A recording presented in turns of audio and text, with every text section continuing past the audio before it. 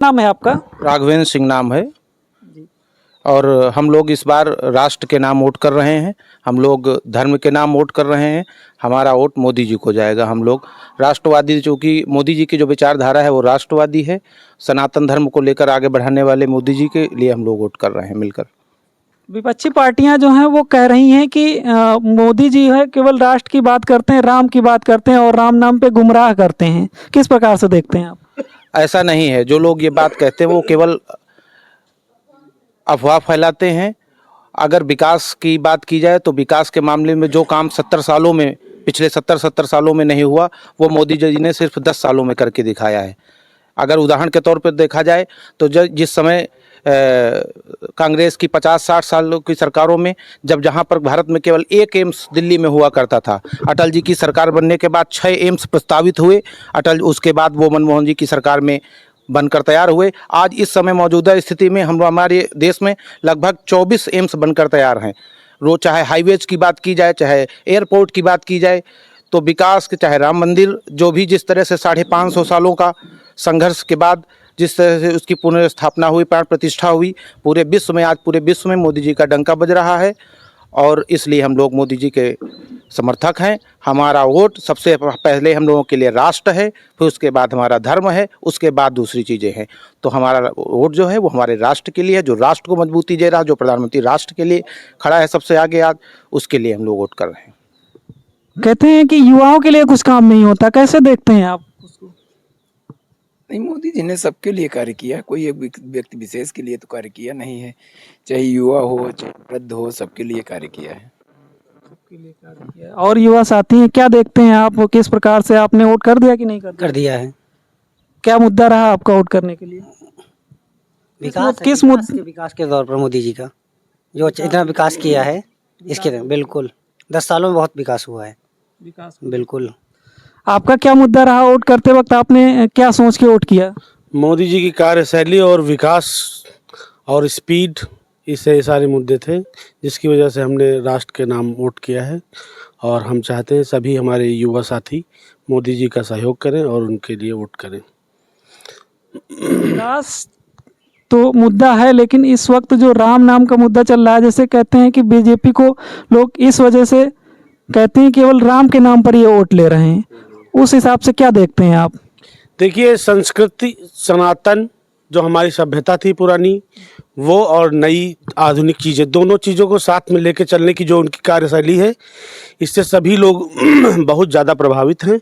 इसी वजह से मोदी जी का नारा है 400 पार। यही सब चीज़ें देखते हुए उन्होंने आकलन किया है और इसी वजह से जनता उनका सहयोग कर रही है। जो वो कहते हैं बिना सोचे समझे उनके साथ लगी हुई है। पार्टी जो हैं आरोप लगाती हैं कि ये केवल जो है विकास की बात करते हैं और विकास के नाम पे गुमराह करते हैं लोगों को और युवाओं को गुमराह करते हैं। तो इस प्रकार से आप कैसे देखते हैं उसे? ऐसा कुछ भी नहीं है। विपक्षी पार्टियों के पास कोई मुद्दा ही नहीं बचा है कि गुमराह कर रहे हैं। पिछले 60 वर्षों का उठा लीजिए और ये विगत 10 वर्षों का उठा लीजिए, तो उसकी स्पीड से ही देख लीजिए कि विपक्षी पार्टियां क्या कर रही हैं और मोदी जी ने 10 वर्षों में क्या किया है। चाहे वो हेलीकॉप्टर की मैन्युफैक्चरिंग हो, चाहे मोबाइल मैन्युफैक्चरिंग हो। एशिया में सबसे ज़्यादा मैन्युफैक्चरिंग मोबाइल की हमारे देश में हो रही है। हम लोग पहले अब यहाँ से निर्यात कर रहे हैं और 75 एयरपोर्ट बनकर तैयार हो गए हैं। बहुत सारी चीज़ें हैं जिनकी गणना नहीं की जा सकती है इतने कम समय में, जो मोदी जी ने किया। कहते हैं हम आएंगे तो जो है लोगों को 1 लाख रुपए देंगे और हम आएंगे तो लोगों के लिए बहुत सारे काम कर देंगे, कर्जे माफ़ कर देंगे। क्या लगता है कांग्रेस आएगी तो ये सब काम करेगी? अभी तक क्यों नहीं किया था? 1 लाख रुपए कहाँ से देंगे? कौन सी निधि से देंगे? कहाँ से आएगा पैसा इसका? ये हमारा ही आपका तो पैसा है, जिनसे रोडें बन रही हैं, एयरपोर्ट बन रहे हैं, अस्पताल बन रहे हैं, डॉक्टरों की नियुक्तियां बढ़ रही हैं, मेडिकल सीटें बढ़ाई जा रही हैं। तो ये कहाँ था अभी तक? मोदी जी ने किसी भी एक जाति धर्म के लिए नहीं किया है। अगर उन्होंने उज्ज्वला कनेक्शन दिया है तो किसी एक जात किसी एक धर्म के लिए नहीं दिया है, सभी लोगों के लिए दिया है और आंख मूंद के दिया है कि कोई वहाँ दलाली नहीं हुई है। आप जाइए, कागज़ जमा करके आइए किसी भी गैस सेंटर पे, आपको सिलेंडर मिल जाएगा। उन्होंने किसी एक जात किसी एक धर्म पे नहीं दिया है। कह रहे हैं सिलेंडर महंगा हो गया है। अब आप पहले सिलेंडर सस्ता हुआ करता था, अब महंगा हो गया है। समय के हिसाब से चीज़ें महंगी और सस्ती होती हैं। डेटा सस्ता भी तो हुआ है। 198 रुपये का 1 GB मिलता था पूरे महीने का, अब 15 रुपये का 1 GB मिलता है 1 दिन का। तो चीज़ें कुछ सस्ती हुई हैं, कुछ महंगी हुई हैं। तो ये सारी चीज़ें हैं, इनको ध्यान में रखा जाए, ना कि किसी एक चीज़ का मुद्दा बनाया जाए। 90% लोगों को गैस कनेक्शन मिल चुका है, 90%। पहले हम लोग सिलेंडर लेके जाते थे, लाइन लगाते थे, सुबह 1 दिन की छुट्टी लेते थे गैस सिलेंडर भरवाने के लिए। अगर पैसा निकालना है तो 1 दिन की पूरी छुट्टी लेते थे पैसा निकालने के लिए। अभी 76% हमारा UPI से ट्रांजैक्शन हो रहा है, और गैस सिलेंडर वाली गाड़ी आती है, यहीं पे दे के चली जाती है हमारे गांव में।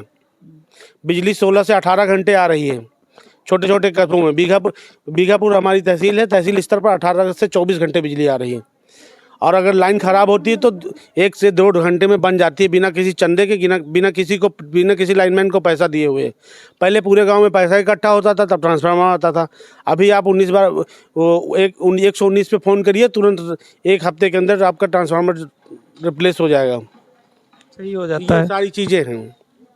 विकास के नाम पे वोट जनता करती है, और विकास के नाम पे ही सभी लोगों ने वोट किया है। बाकी इस खबर को लेकर आपकी क्या राय है, आप हमें कमेंट करके ज़रूर बताइएगा, और आपने किन मुद्दों को लेकर वोट किया उसको भी कमेंट करके ज़रूर बताइएगा।